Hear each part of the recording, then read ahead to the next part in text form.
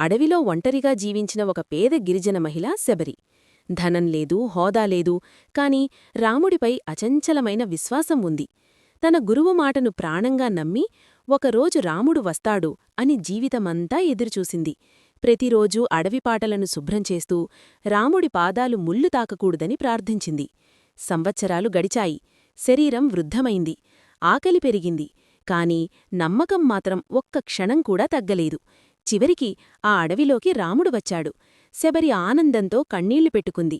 రాజసమైన విందులు కాదు, అడవిలో దొరికిన బెర్రీలను ఒక్కొక్కటీ రుచిచూసి తీపివాటిని మాత్రమే రాముడికి అర్పించింది. లక్ష్మణుడు ఆగ్రహించినా రాముడు నవ్వి అన్నాడు, నాకు నియమాలు కాదు, ప్రేమ కావాలి. ఆ క్షణమే శబరికి మోక్షం లభించింది. దేవుడు ధనం చూడడు, హోదా చూడడు, స్వచ్ఛమైన హృదయాన్ని మాత్రమే చూస్తాడు. రాముడిపై భక్తి ఉంటే కామెంట్లో జై